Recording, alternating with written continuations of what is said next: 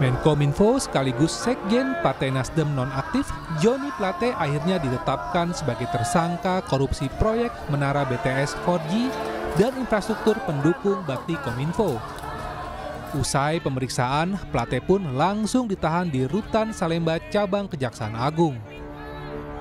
Kejaksaan Agung menyebut kasus korupsi proyek BTS 4G ini bukan pidana biasa. Nilai kerugiannya fantastis. Dari alokasi anggaran lebih dari 10 triliun rupiah, nilai kerugian negara mencapai lebih dari 8 triliun. Joni Plate ditetapkan jadi tersangka atas perannya sebagai Menkominfo dan kuasa pengguna anggaran bakti Kominfo.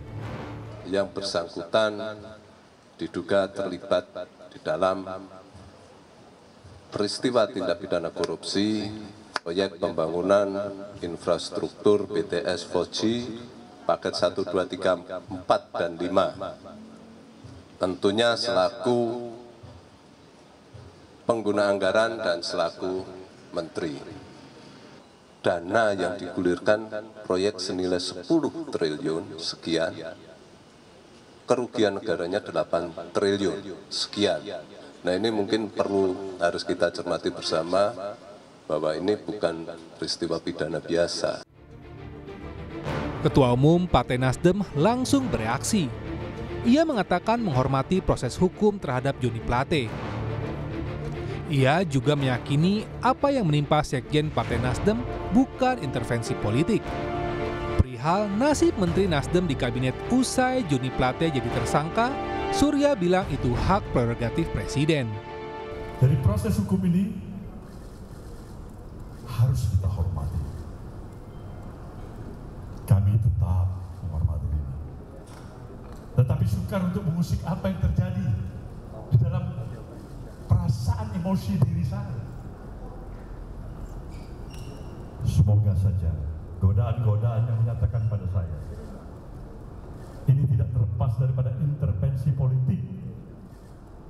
Tidak benar. Ini tidak terlepas daripada intervensi kekuasaan. Juga tidak benar. Bagaimana dengan PLT-nya Bung Joni Plate di reshuffle-nya? Kita terima, kita konsisten karena kita katakan itu hak prerogatif Presiden. Dan kita tidak pernah bergoyah. Penetapan Joni Plate sebagai tersangka tak hanya mengundang reaksi elit Partai Nasdem.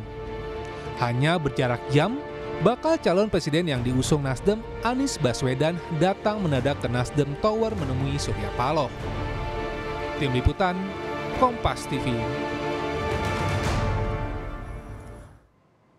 Setelah penetapan Menkominfo Joni G. Plate sebagai tersangka korupsi proyek Menara BTS 4G, berembus isu reshuffle kabinet. Kita tanyakan hal ini, saudara, langsung dengan jurnalis Kompas TV Jona Hamonangan di Istana Kepresidenan Jakarta. Jona, selamat petang. Jadi kemarin Ketua Umum Partai Nasdem Surya Paloh itu menyerahkan nasib Menteri Nasdem kepada Presiden. Lalu mulai juga ada usulan dari sejumlah politisi partai koalisi pendukung pemerintah ini agar Presiden segera melakukan reshuffle.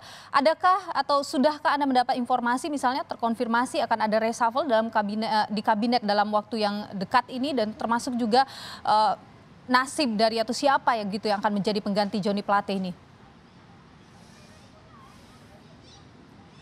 Ya, selamat petang Nilu dan saudara. Jadi terkait dengan siapa pengganti Joni G. Plate ini sebenarnya masih menjadi teka-teki.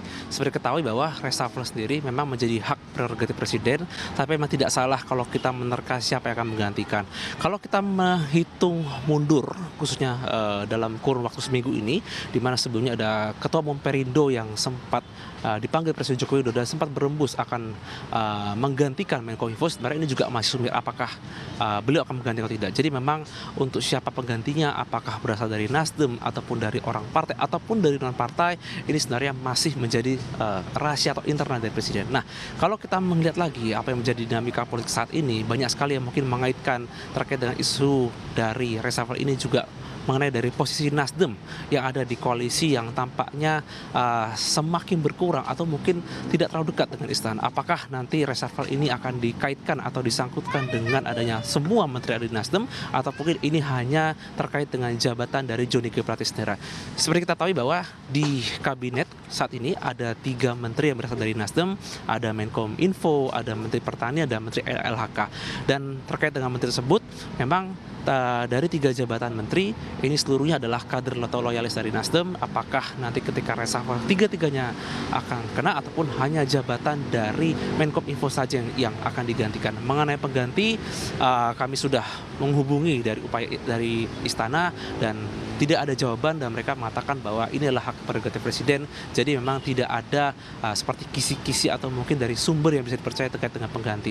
Memang banyak sekali nama yang beredar, tapi untuk siapa penggantinya memang dari pihak Nasdem juga menyerahkan kepada istana apakah ada upaya mengganti dari pihak dari Nasdem pun ataupun dari pihak dari partai lain. Jadi memang saat ini nih loh, kita masih menunggu siapa pengganti Menkominfo. Jadi memang masih teka-teki, dan ini masih menjadi internal dari istana sendiri. Baik, kalau soal reshuffle itu masih tanda tanya begitu, apakah akan dilakukan segera? Nah, sementara ini siapa yang akan menjadi pelaksana tugas untuk Menkominfo?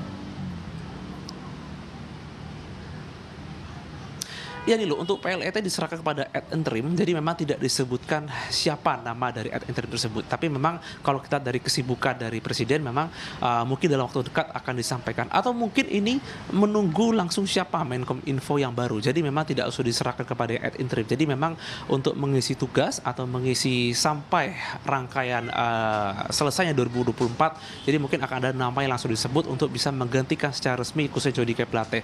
Untuk siapa nama ad interim disebut memang tidak disebutkan secara lugas, baik nama ataupun jabatan. Tadi memang dari istana pun tampaknya masih belum terburu-buru atau belum secara lugas menyebutkan siapa pengganti khususnya atau PLT dari Menkominfo sebelumnya, itu Johnny G. Plate.